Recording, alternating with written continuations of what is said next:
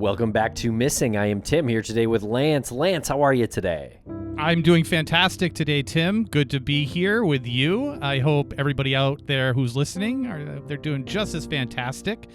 The guest that we have on today continues the conversation that we've been having in regards to toxic narcissism, relationships, how to identify these situations that people get into, family members, yourselves. So a really important conversation that we are embarking upon today. But Tim, fill us in on how you're doing. How are you, sir? I'm doing great. Thanks a lot for asking. Yeah, very excited to introduce our conversation today with Thais Gibson. And Thais Gibson runs the Personal Development School, and she's a really interesting person and an author. And today she brings us the topic of the dark Tetrad, which is a set of 4 personality traits that are often linked to maladaptive behavior. And the traits are machiavellianism, narcissism, psychopathy, and sadism. And this is familiar to the dark triad. We have spoken about the dark triad in the past. The addition here is sadism to the dark triad, and you get the dark tetrad. So it's slightly different, and it was coined by Aaron Buckles, Daniel Jones, and Delroy Paulhus. And we really hope to have Dr. Gibson back on the show because there really are very few people who are qualified to speak on this topic as she's qualified to speak on it. She has a PhD. She's certified in over 13 modalities. On her website, you can read all about her, including cognitive behavioral therapy, trauma work, somatic processing, and she's done a bunch of scientific research. She has personal experience, but she also approaches this conversation and this topic with such passion and such empathy that she brings it all full circle. It's such a well-rounded conversation. And again, we always try to go into these discussions with the stories that we talk about on this show. People who are missing, people who have been found themselves in unfortunate circumstances, cold cases, murder cases. They all stem from something, and backing yourself up with this type of knowledge and the education that Dr. Gibson brings. Again, we love bringing these conversations to the table so people can hear this. Yes, very adaptable for, looking into missing person cases and learning more about them, but also in your regular life. There's someone that comes to mind when we heard several of Dr. Gibson's answers here, someone that Lance and I met just this year, and it's just shocking how that was like all I could think about when I was hearing certain answers from her about, this personality type. And the only way to get away is just distance yourself as much as possible within reason. But this is the part where things could get dangerous for the person in the relationship, professional, personal relationship, whatever it may be. Well said, well said. And if you feel that, if you're seeing these flags that are popping up in your life or in someone if they're telling you that someone did something, that needs to be screamed in your own head, or if you know somebody, you need to scream that at them. You need to scream it yourself and say, no, your gut is telling you the right thing. There are reasons why people do what they do, and sometimes we can't explain them, but Dr. Gibson can put a label on them and give you examples that when you hear them and they immediately are almost verbatim for what you've heard or friends have told you about someone they know, that is not you being paranoid, not you waving a false flag. That's you identifying a red flag, and you need to act on that. So definitely some helpful information in this episode, and we hope you enjoy it. Make sure to check out Thais's website, personaldevelopmentschool.com, and there are links in the show notes to follow more of her work. And we're going to break quick for commercial here, and we'll be right back with Thais Gibson.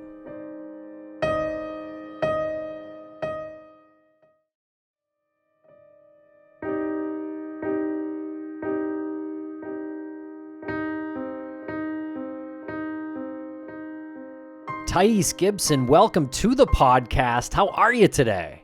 I'm doing amazing. How are you guys doing? Yeah, we're doing really well also.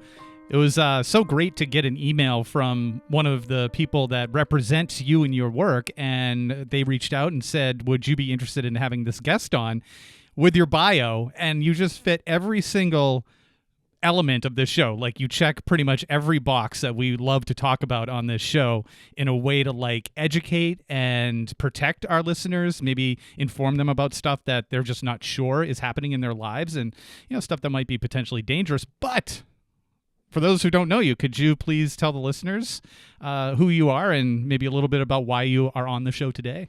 Yeah, absolutely. And thank you for having me. So my name is Thais, and I have basically been in the field of psychology, relationships for over a decade. And I started working the first good bit of that decade in private practice, just working with clients one-to-one, and eventually evolved into moving into the online space and creating online programs and an online sort of school for personal development. So I got into this honestly because of, I guess, really like a lot of deep care, a lot of deep empathy for people, and something that, is true, very, very, important to me from a young age, because I saw a lot of chaos around me in relationships and went through some challenges. So being able to go through the process of cleaning those things up, healing from those things within myself, and then being able to share information with others has been such a really meaningful journey. And then, I think that when it comes to a lot of this stuff, I'm like in the front lines talking to people every day about dating and relationships. And sometimes people will come in, because I tend to specialize around attachment theory. A lot of people will come in and be like, oh yeah, I'm dating somebody who's maybe an avoidant attachment style. And it's like, hold on a second here. Are we mixing up an avoidant attachment style from somebody who may have narcissistic personality disorder or antisocial personality disorder? And one of the big things I've just found over the past few years, having conversations with people so much, is that people are too easily conflating just being a dismissive avoidant attachment style or fearful avoidant with some of these much more insidious personality traits and qualities, or even personality disorders. And so it's sort of evolved for me over the last little bit to become more passionate about spreading some information and awareness in this area as well. And you get the award for the most thorough answer I've ever heard on the show. That was super. Thank you. Very cool. Definitely want to get into the dark tetrad. Is it tetrad, or how do you pronounce that? So originally it was the dark triad. It was created in 2002, and it started out that way and eventually evolved into the dark tetrad to include some other personality traits that I think we probably have to dig into and can't really leave out. Okay, yeah. Definitely want to ask about that very soon. But before we do, I do want to ask about your website, the Personal Development School. Can you tell us about that? Yeah, so it's an online school. We focus a lot in relationships, specifically around attachment styles. So for anybody who's less familiar, everybody has an attachment style. They're probably the single biggest predictor of how our relationships will go and what types of patterns we'll tend to see. So we have a ton of different courses on there. I've written about 60 courses in all types of arenas, boundaries, communication, all these different things. But a lot of students really come in there to focus on healing their attachment style to become secure, because it's just massive and so crucial to having successful relationships long term. Okay, can we get into the attachment style, the attachment theory that you were talking about? Can you open that up a little bit? Absolutely. Yeah. So this is a topic very dear to my heart. So basically, there are 4 attachment styles. Every single person has one. It's actually one of the most studied concepts in psychology for decades. And it originally started out of Cambridge University with John Bowlby and then later Mary Ainsworth. But basically, there are 4 attachment styles, and every single person has one. So the first attachment style is the secure. It makes up about 50% of the population. It's ideally what attachment style every person wants to aim to have, because securely attached people report having the longest lasting relationships. But to me, that doesn't mean a ton per se. They also report being the most fulfilled in those long lasting relationships. And so there's those 2 really crucial components. Now, securely attached children grow up in homes where they have a lot of what we call approach-oriented behavior in psychology, meaning that, the caregiver comes and is attuned to the child, picks up on their emotions, and when the child's in distress, they're present with them. They try to connect with them. And it sounds like a small thing, but it teaches a young child all of these really fundamental components about relationships. I can trust people. I can rely on them. My emotions are safe to express. I can actually let somebody in. I'm still loved, even if I'm having a hard time or a bad day. I'm worthy of love for who I am, not just just what I do. I mean, there's all of these foundational components that get built through secure attachment. But then we have 50% of the population who's insecurely attached. And these fall into three major attachment styles. This is the anxious attachment style, the dismissive avoidant, and fearful avoidant. And so what you'll see, for example, for the anxious attachment style, and I'm sure everybody knows somebody like this or has a friend, or maybe that's one of you guys, but the anxious attachment style, they feel very anxious in relationships, right? So they'll tend to have a big fear of abandonment. It's usually because as a child, they grow up with either some sort of real abandonment, like a parent passing away or a divorce at a young age, or they're given up for adoption, or there's a lot of perceived abandonment. Maybe parents are very loving, but they just work all the time. They're constantly traveling. So it feels like love is there and then it's taken away. And so it conditions a child to really constantly seek for more love, more connection, and they get really afraid. Their main attachment strategy is just to maintain proximity. And so they become needy and clingy, and then often as a result, the very thing that they're trying to avoid becomes a self-fulfilling prophecy because they're just known for holding on too tight or pressuring too much. And then it's like relationships keep slipping through their fingers. And so, that's the anxious attachment style. Then we have basically the opposite of this, the dismissive avoidant. Dismissive avoidants grow up with an overarching theme of childhood emotional neglect, where basically they're just not really attuned to. Parents aren't very present. And so as a result, this child grows up very largely on their own. They have a lot of independence at a young age. But because children are wired for attunement and wired for connection and closeness, they grow up feeling like, wait, I want connection. Why is it constantly rejected? Why am I not getting my needs met? And eventually they go, why bother? Like, what's the point? And so they break off and they become hyper independent. They avoid closeness, avoid connection, because they just associate it with rejection and neglect anyway. So why bother? And so dismissive avoidance adults often go through a series of failed relationships. They usually, will get really close to somebody. And as soon as somebody starts to really attach and bond with them, they run away, they panic, they push others away and sort of self-sabotage a little bit because they don't know how to let people in and be vulnerable. And they definitely don't trust that they can get their needs met in a close relationship. And then last but not least, we have a fearful avoidant, who is also referred to as the disorganized attachment style. And just like the anxious attachment style is a strategy, let me try to stay close no matter what. The dismissive avoidant is like, let me push away and keep people at arm's length no matter what. The fearful avoidance attachment strategy is hypervigilance. It's like, let me read between the lines all the time and predict 3 steps ahead because I can't trust people and I can't trust my environment.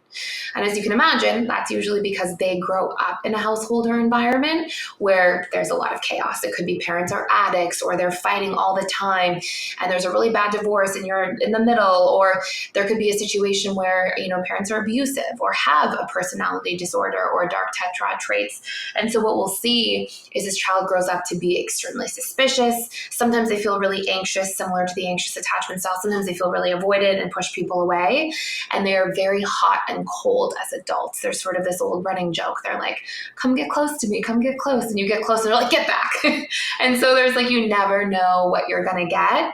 And this is one of the number one predictors of whether relationships will survive, because I always say to people, having an attachment style is sort of like your subconscious set of rules for how you expect love to go, right? Like what your needs are and how you communicate and what your expectations are. And if you can imagine, you sit down to play a board game with somebody as an analogy, and one of you has the rules for Monopoly and the other has the rules for Scrabble. Like, you have a different rule book for the game. It's going to be challenging. And that's sort of like what happens with our attachment style. We have a different set of subconscious rules for how we expect the game of love to go, and it can cause a lot of problems if we don't know about it. Yeah. Wow. Is there a situation, or is it possible to be all of those things? That's a great question. So usually when people say, can I be all of those things? A lot of the times they are fearful avoidant and maybe have done some sort of work or self-introspection along the years that have helped them start to develop a more stable sense of self, and they're sort of moving towards secure. So a couple things I'll say is everything is conditioning, right? So just because you have an attachment style, it's not like you're born with one. Yes, there can be genetic predisposition influences, but so much of it is just your conditioning. And when you look at conditioning, it's basically repetition and emotion, because repetitive experiences that elicit an emotional impact are actually what fire and wire neural pathways. So somebody can grow up, for example, and be anxiously attached, then get into a relationship with somebody who's a narcissist and come out of that fearful avoidant because of all the chaos. Or somebody can grow up in an unhealthy household, but as an adult start reading and introspecting and trying to grow and heal, and they can start developing roots of being securely attached. So you can actually move the needle on your attachment style. It's definitely like what all of our programs teach and what we really focus on, and exactly how to do that and how to rewire those neural pathways so that we can actually heal at a root level. But when somebody is usually going, okay, can you be all of those things? A lot of the times it's that the fearful avoidant has that anxious and dismissive side, that hot and cold side. And then as they start healing, they start becoming a bit of a hybrid. Okay, I'm becoming more and more secure from fearful avoidant. And that's usually where you'll feel that kind of all-encompassing dynamic. Wow, really interesting. Thanks a lot for sharing that. Do you talk about these kinds of things on your podcast and YouTube page? Yes, this is the biggest place yet. This is like the big focus that we have. We talk about other things too, but I just find that this is what people tend to love to learn about the most. So that's our big focus for sure. And how long does it take before you can identify this in somebody else? Like if you start a relationship with somebody or even yourself, like how long would it take for like me to identify what I'm like in my relationship? You know, does that question make any sense? It totally does. It's such an important question because, of course, it impacts our relationship so much. So we have like a free attachment style quiz that gives you a report based on a series of questions. So you could take a quiz, you could do something like that from an introspective point of view and find out pretty quickly. But if you're dating somebody and you're like, hey, what's this person that I'm dating? There are specific things to look out for. So you'll see, for example, that with somebody secure, they tend to talk openly about their feelings. They have a healthy degree of vulnerability, but they're not like telling you their whole life and all their problems really fast. They're happy to share and talk about their feelings or their day. They like to resolve conflict. They don't sweep things under the rug. They open with communication. They ask you deep questions about yourself. They're emotionally available. They're stable. They usually have a stable history because they have a lot of stable tendencies in their past, both in relationships, but even things like in your workplace, because of course your attachment style is really the relationship you have to yourself. It'll go with you into all arenas of life. If you're looking for somebody who's anxious, if you're trying to see is this person maybe anxious, you'll see they open up a lot very quickly. They try to move things along very fast. They may do a little bit of what we call emotionally dumping on people. So they'll kind of bring their problems to you because one of their characteristics is they struggle to self-soothe. So they will try to kind of get other people to soothe their problems. And they don't often know how to sort of mediate and regulate themselves very effectively. They often feel a lot of anxiety, fear of abandonment in a relationship, and they're always trying to get closer. So you'll see a lot of those. They have a lot of beautiful qualities. They're usually likable, friendly, charismatic, charming, very thoughtful and sweet. They spend a lot of time thinking about others.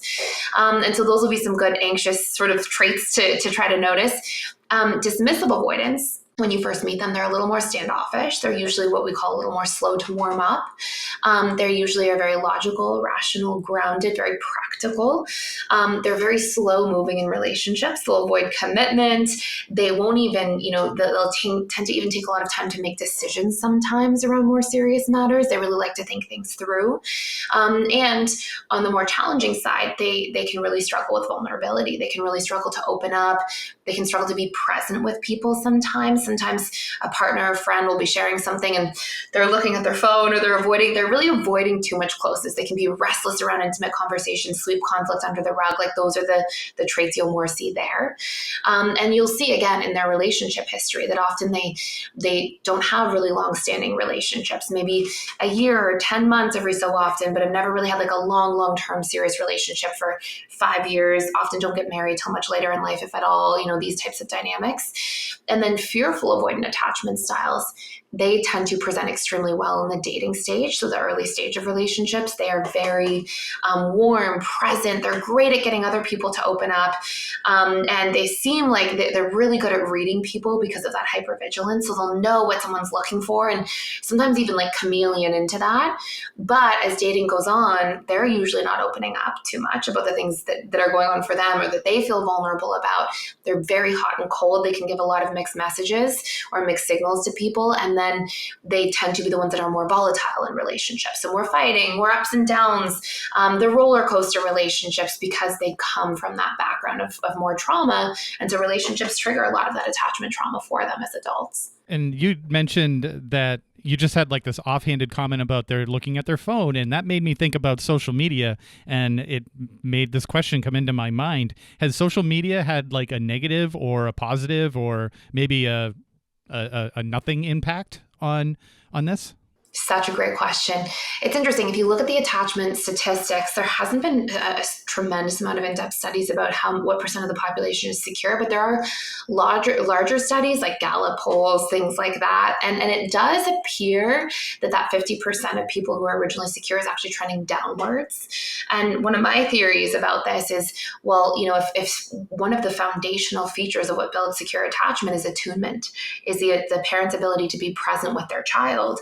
Well, now you bring us into a world and a generation where everybody's on social media all the time and distracted by their phones constantly. I mean, one of the primary casualties in that whole soup is that, like, here, now this person is so distracted. We have this distracted culture. One of the primary losses is attunement and presence, and an ability to really do things together and bond with your child outside, or, these important things that build that healthy foundation. And so I would definitely say that social media probably has more of a negative impact than positive when it comes to these things. I mean, you can make an argument for the other side but then we share more information like this and people learn, and there, there's a benefit to it, but absolutely the distraction component isn't a positive piece for building secure attached relationships.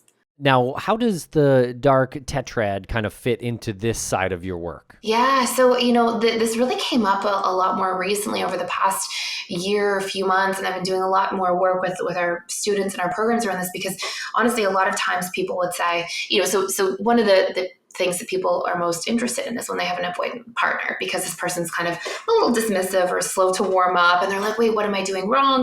And often that can create like people-pleasing tendencies in other individuals who are more anxious or fearful avoidant. And so a lot of people come into our programs and be like, oh, is this person dismissive avoidant? They're slow to warm up. But sometimes there's a lot of other things going on that are far, far beyond that. And so I realized, wow, this has to be an educational piece. So the dark tetrad, which was originally their dark triad, talks about 4 major traits. So these are personality traits rather than attachment styles. And these personality traits are narcissism, which people are very familiar with. And I want to differentiate narcissism versus narcissistic personality disorder, which we can always come back to. But having narcissistic traits, Machiavellian traits, which are, for people who are not familiar, Machiavellian traits are things like individuals being deceitful, individuals manipulating, and there are some overlaps between these characteristics for sure. Then we have psychopathy, right? Again, not to be conflated with antisocial personality disorder, the clinical term for psychopaths and sociopaths. But basically we have narcissism, that entitlement, that constant need for admiration, Machiavellianism, the manipulation, the deceitfulness. And then we have psychopathy, which is really this lack of empathy, this impulsivity, this callousness as traits and characteristics. And then we have sadism, which is basically what evolved from the dark triad to the dark tetrad, and it's somebody who actually enjoys seeing other people in pain or inflicting pain.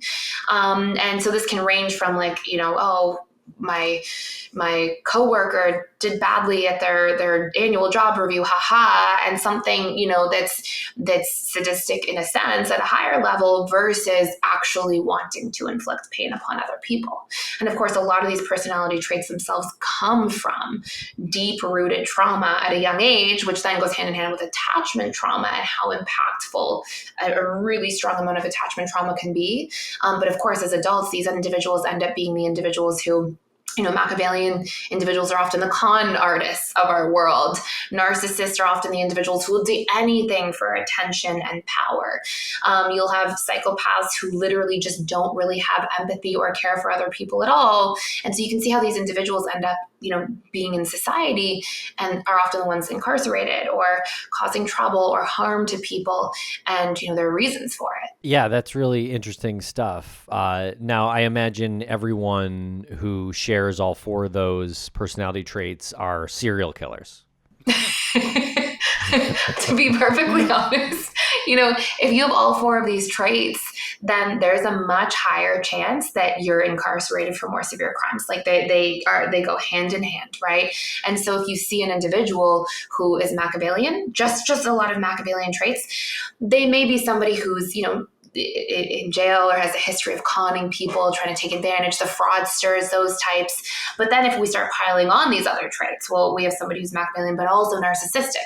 Well, now this person might be somebody who's involved in a lot of white collar crime at a grander level because they need that attention and admiration and need to rise to the top. And they have this grandiose, larger than life personality, and they have a lot of entitlement, and they are lacking in empathy. But then when we pile on psychopathy, it's like, whoa, we really don't have empathy at all. We're not feeling empathy much in any degree. Narcissists lack empathy, but then psychopaths are just completely callous. I often say to individuals, when I'm sharing about this, if you can imagine as an analogy, let's say you're in a doctor's office waiting room, and we're looking only at the dark triad traits first, so narcissism, Machiavellianism, and psychopathy.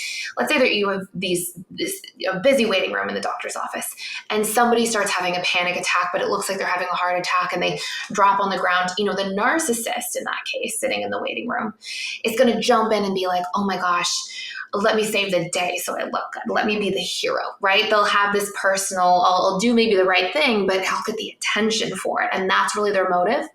The Machiavellian individual is going to be like, where's their wallet? Where's their phone? What can I grab quick? There's an opportunity. And then the psychopath is going to sit there and be like, this person's annoying me. Can they just shut up? Like, that's going to be the type of dynamic. And then of course the sadist might be like, oh, how can we cause more pain? So these are where you see, of course, there can be a lot of overlap, but you can actually start to see where those traits start to have similarities, but also differences in what motivates them. And of course, the more you pile these things on, the more severe and violent the crimes are likely to be, especially in particular with psychopaths and sadists. And we'll be right back after a quick word from our sponsors. Thanks to our sponsors, and now we're back to the program. Now, how do you tell somebody who might have these character traits? How do you tell the individual, or how do you tell if somebody has these character traits? Yeah, the second one. Yes, a really important thing to start paying attention to. So, one of the most confusing components of all of this is that, unfortunately, a lot of these individuals are very clever. They usually have a slightly higher IQ above average. They usually have a dynamic where they are, they spend a lot of their life being very intellectually evolved. They're very sneaky, clever, tricky, but they're very much emotionally unevolved. So they don't have this ability to empathize. So you can imagine you have somebody with all of these intellectual capabilities, but somebody who's really struggling to emotionally connect or relate. And so as a result of this, it can be hard to tell at times. Sometimes we even see this like superficial charm or glibness that you'll see upon first meeting these individuals. But when you're starting to break down some of these things, when we see somebody who's Machiavellian, one of the first and most important early warning signs to look out for is that they will go out of their way to do things to butter you up, to be sweet to you, if it's somehow benefiting them. And a lot of individuals with a strong Machiavellian personality dynamic will have a series of very short-lived relationships. You'll often see them in situations where they're in relationships for a period of time, maybe 8-9 months, just enough time to really get close to people, to con them, to take advantage of them, things like that. And you'll even see this reflected if somebody just is lower on the Machiavellian scale. You even see this reflected in like jobs that they're in, right? They go from one job, they kind of take whatever they can get, leave with sort of some bad blood, don't talk to people from their past, don't have a lot of long-term friendships or relationships. All of these are like early signposts to pay attention to. And you'll see they will do things for you if somehow they're going to take something from it, right? You think of things like the Tinder swindler, or you think of, those documentaries where we have people who are just really trying to con and take advantage. Narcissists, on the other hand, some of the defining traits for them is they are marked by having a personality that is very grandiose. They need to be the center of attention. They need to be doted upon. They have a certain sense of entitlements. Like you can imagine a narcissist going into a restaurant and sitting down and maybe there's a big line and they're like, I shouldn't have to wait in line. Like, why am I waiting in line? Do people know who I am? Like there's just this arrogance, this haughtiness, this feeling and experience of thinking everybody should just know how amazing I am. Why doesn't everybody just get it? And narcissists a lot of times are very successful, but they constantly need people to tell them they are great, they are amazing. So those are some early traits. And of course, they'll often start off relationships by love bombing, by just like making somebody feel like they're so special. And really, it's their relationship to the love bombing is, let me figure out who you are. Let me get all of this information about what makes you really want me. And for me to be the center of your universe, and once I have you, then a lot of the cycles of abuse really start to begin. And you'll see both with narcissists and Machiavellian individuals that there's a lot of what we call intermittent reinforcement. And if you've ever seen, like, this is what gamblers get addicted to, right? Like, pull the slot machine, the third time you win something, the 107th time you win something, and there's this dopamine and cortisol response of intermittent reinforcement that's actually like very addictive. And so narcissists bring this into a lot of their relationships, and there can be some of that love bombing as a means to obtaining their own ends from the Machiavellian traits in individuals as well. Then when you look at like psychopaths and sadists, and we're sort of breaking it out there, psychopaths have a much more superficial charm. They'll sort of be charming and sometimes charismatic, but when you're really breaking it down, that charm or that charisma, it's very short-lived. It's very superficial and high level. They won't share personal things about themselves. In fact, a lot of those personal things may even be made up things that they share about themselves. So there will really be a lot of this, you can get close, but never too close. And you'll see a lot of times with psychopaths, they may have a history of criminal behavior. They may have a lot of impulsivity, a lot of rage, a lot of anger, sometimes violence in their past. So, psychopaths will start to have these dead giveaways pretty early, but their behavior will be much more extreme than you would see with narcissists and Machiavellian individuals. In certain cases, there are exceptions to this. So there can actually be psychopaths who make great lawyers, make great cops, because they just lack empathy. They don't have to get emotionally involved in what they're doing. Sometimes make great doctors, can be highly successful. But a lot of the time they just are still struggling with this sense of callousness and empathy. And then last but not least, of course, sadists very quickly and very early on will show signs of doing things, even if somebody is planning to really take advantage of somebody and really harm them. And of course, in order to do that, they sort of have to rope them into their lair over time. You'll see signs of like trying to poke at you and frustrate you, trying to put you down just to get some joy from how it makes you feel or how you react. Like, you'll see these signs, at least in a small way, very early on. And of course, like, those are such important red flags to pay attention to, because if somebody's getting joy from any degree of pain, verbal pain infliction, of course, sexual pain infliction, physical pain infliction, I mean, there's the obvious, but even things like just making comments to put you down and that, or to scare you all the time, or things like this, and these are things that light them up. I mean, those are some serious red flags to pay attention to.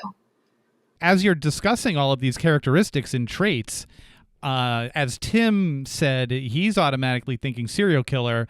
I'm thinking anyone who's in political office. Can you talk about that and how people who exhibit those traits can exist on a successful political level? So there's actually, interestingly enough, a good body of research on this, and it talks about how some of the more common jobs for individuals who are part of the dark triad or dark tetrad traits are things like doctors, CEOs of large corporations, lawyers, people who are in the political arena, and individuals, what was the other one? Police officers, if I didn't say that one already. And so there tends to be, because it attracts, right? Like, what are the things that those individuals are looking for? Well, power is often a big motive, right? And of course, there can be people who run for office because they truly care about helping people, right? Of course, there can be people who are police officers and doctors from a place of truly helping people. That's going to be the vast majority. But, maybe less so in the political arena, but at least doctors and and maybe CEOs or police officers, but you are going to have, that type of power dynamic in a lot of those places can be something that's a big pull for narcissists, individuals who are Machiavellians, psychopaths, sadists, of course, right? Because they have that power over other people. They have that sense of control. Any career or job where there's going to be a greater chance that somebody can swindle something from it, get some sort of, inside benefit from it. Of course, that's going to appeal to the Machiavellian individuals. And then, of course, when we look at things like psychopaths, I mean, you look at not to go too far down the rabbit hole, but you look at war is a great example, right? Like there has to be a certain degree of psychopathic components in anybody who's sort of, engaging in war. Of course, there can be retaliation or self-protection, but, there's a degree of it where there has to be, okay, all these people are going to die. And there's just a lack of empathy, a callousness, sometimes even an impulsivity at times. And so, yes, there can be certain career areas that attract those personality types more than others. Podcaster? No, probably not podcaster. That's like the furthest, the other end of the spectrum. Probably not. Now, are these the kinds of people who have pets, like animals, or are these the kind of people who would definitely not have animals? It's such a sad answer. The answer would be that, hopefully not. And listen, it's going to be a little bit different from somebody who's a narcissist versus somebody who's a psychopath, but you're going to have a lack of care and empathy in a lot of these cases for pets. But it is a fairly known thing when you look at antisocial personality disorder, which is, taking the dark tetrad traits of, and including psychopathy and actually pulling it into like, hey, now we have a full-on personality disorder of somebody who's diagnosed as a psychopath or sociopath. And it's known that a lot of psychopaths will, torture pets or harm pets or do things like that. And that really goes hand in hand with also sadism, right? It's going back to that key principle of individuals who are doing this get some sort of fulfillment, enjoyment, or just curiosity with no empathy at all from hurting and seeing how a pet will react. Those are red flags to look for. I mean, if there's anybody who's ever, obviously that's stating the obvious, but if there's anybody who's ever, have a history of that in childhood or anything, I mean, those are some serious things to look out for. And we'll be right back after a quick word from our sponsors. Thanks to our sponsors, and now we're back to the program. Cool. Okay, so when you say these are red flags, we say it a lot, and we have people who come on and we say, oh, that's a red flag. You got to pay attention to this. What do you do then, though? I feel like we don't follow up enough as like hosts and individuals when we hear that that's a red flag. So, okay, you see the red flag. What's your next step? Such a great question. So, when we were having the technical issues, we went through like all these different red flags and what they often can be. And one of the first things is that a lot of this is that there can be an addictiveness. A lot of these individuals are highly intellectual. They can be somewhat charming. And so there can be this addictive component. You get love bombed, you get put on a pedestal, made to feel special, important. However, that person's relationship to this is to gain something, power, control, hurt, harm, all of these different things. And so, one of the first things is a lot of people will sort of be in denial when they first hear these things. Oh, there's no way. Oh, this person's too charming. And I always say, if you see these things, the best thing to do is walk away immediately, because that's not going to be something too, healthy to be in. But a lot of times that's not possible, right? Sometimes it's, well, that's my boss at my job, or that's the person down the hallway that I work with who has these strange habits or tendencies. And I feel like my spidey senses are up.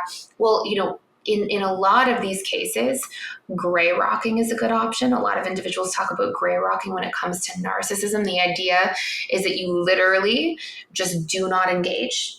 You've probably heard this term in narcissistic communities, but it's literally like, all of these individuals, they are looking to gain something. And if you look at just a narcissist as an example, narcissistic personality disorder, I mean, the narcissist is going to gain something if you have a positive reaction to them or a negative one. Because if you have a positive reaction, they gain that entitlement, that admiration, that grandiosity. If you have a negative reaction, they are like, I have power over you. And you'll see that as well, right?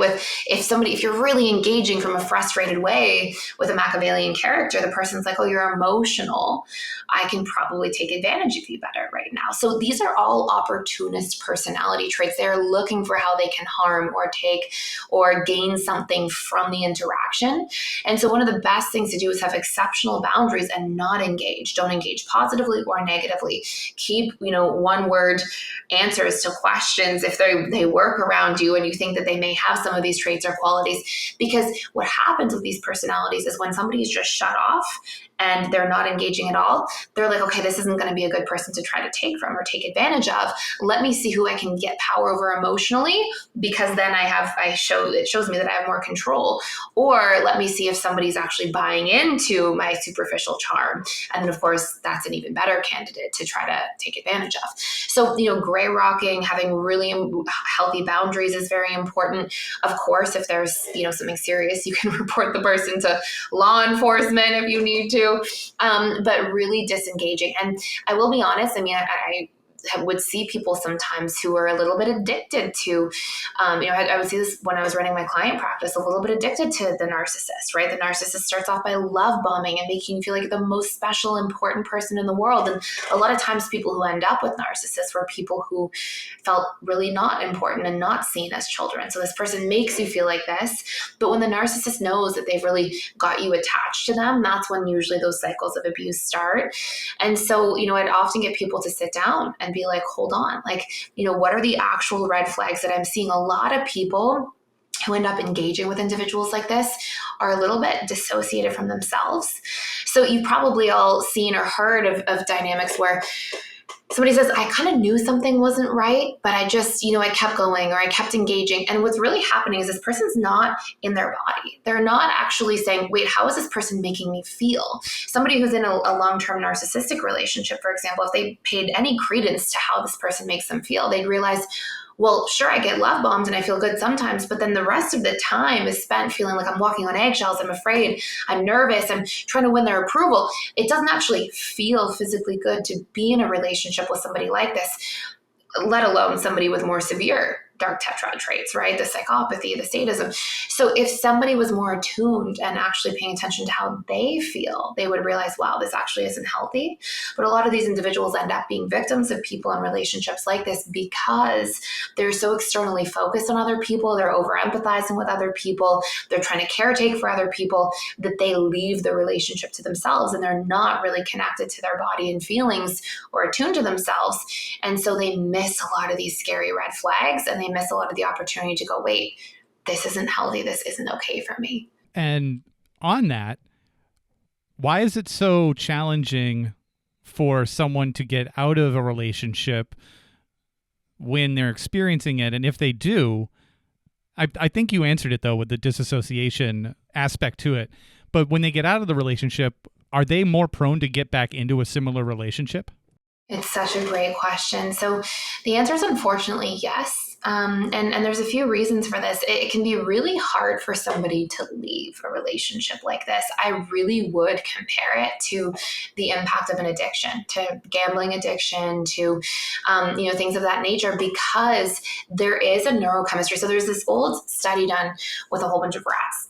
And they took these rats and they put them in like this sort of rat park. And they would give them food pellets. And so the rat could go and they could push these levers and the food pellets would come out.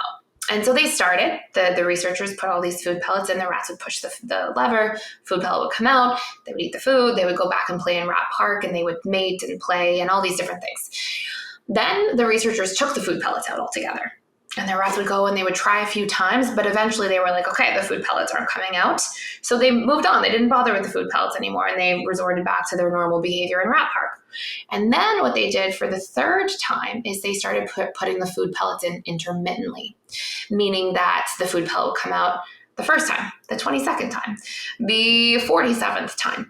And what they actually found is the rats in the rat park, they would give up on mating, they would give up on grooming, they would give up on playing in the rat park and engaging, and they would just hover around the food pellet levers like addicts, just waiting for the food pellet to come out and just keep pushing and pushing and hovering. And so it really brings to the forefront the impact of what is called intermittent reinforcement. And you can see it in gambling. And we even know, like, with gamblers, it's that dopamine response and it's that cortisol response and norepinephrine, the actual neurochemistry of gambling addiction. And you see this mimicked even in greater ways when it comes to narcissistic relationships. And again, a lot of narcissists will share some of the Machiavellian psychopath or sadistic traits, at least in various degrees. And so there can be this really strong addictive component for people. But on top of that, to your point, like you said indirectly, is this person knows how to get into your life and world to make them the center of your universe. They often do a lot of the things that you'd see on crime shows and a lot of the things that are shown. They will isolate you. They will teach you that, your family's against you, your friends are against you, you don't need to work. I mean, if somebody's really going to, in a relationship, manipulate, they're going to cut off your sources of reality, of support. They will gaslight. They will make you doubt yourself. And so often what happens is somebody who gets into a relationship with a character like this already has a very strong degree of broken self-esteem. And this individual will just break it down so much further. And so it makes it harder for the person to feel like they could be loved outside of this relationship. It makes it harder for the person to want to leave. And that person's sense of self and sense of stability is often so fractured that they go back to the abusive individual for a sense of safety, which of course becomes really distorted. And so unfortunately, a lot of the data shows that people will only leave relationships like this, at least in the majority of cases, not all, the majority of cases, specifically when something happens that's so severe that there's a big wake-up call. So if there's a big physical trauma, if there's a huge scary event, if they feel like there's a life-threatening scenario, sometimes that can then have the impact where it sort of wakes somebody up out of this haze of just feeling so addicted to this person. And in those cases, that actually tends to be statistically when people will leave. But what we spend a lot of time focusing on, and what I encourage people to focus on, is let's take an honest look. Like, if you can get somebody who thinks maybe I'm in an unhealthy relationship to get back in their body, to get them attuned to themselves again through things like nervous system regulation on their own, if you can get them into a place where they learn to have a healthy sense of being able to meet their own needs, because remember, people are only getting so invested in this type of personality because they are literally addicted to the needs that are being met. Think of the food pellets, right? It's like if the narcissist or this dark tetrad individual makes you feel special or important or needed, or is really present with you, or makes you feel seen once out of every 10 times, 40 times, 60 times, that's what the individuals are sticking around for. So it's like, wait, well, why is that person becoming the dealer of these needs? Why not learn to meet those needs yourself, or find other healthy sources of individuals who can make you feel seen or special or supported? So if we can learn to meet our own needs that this narcissist is meeting, if we can learn to get back into our body by regulating our nervous system and attuning to our own feelings, and then we can actually start really, truly looking at the person's behavior, writing out how they behaved, all the negative things they did, keeping track. Sometimes those things can actually bring a much earlier wake-up call, because we start connecting back to ourselves. We no longer need to be completely dependent on this person to meet these needs, and that's actually the source of the addiction. And then we start tracking their behavior and realizing consciously, hold on a minute here, the ratio of really unhealthy or scary behaviors to positive is just completely imbalanced. Yeah, this has been a great conversation. I had like 10 questions, and I think 8 of them you just answered as you spoke. So all I can come up with at the end here is just, wow, like everyone's always trying to get to like the root of why people do what they do and why people are perceived as victims, or why people suffer at the hands of other people. And this has just been an amazing conversation and super enlightening, and can't thank you enough for bringing this to the table today. And thank you so much for having me. They were such great questions. And I'm hoping that maybe somebody will hear or see, like, wait, these behaviors with somebody in my life, I have to be aware. So thank you so much for having me, and really, really appreciate being here.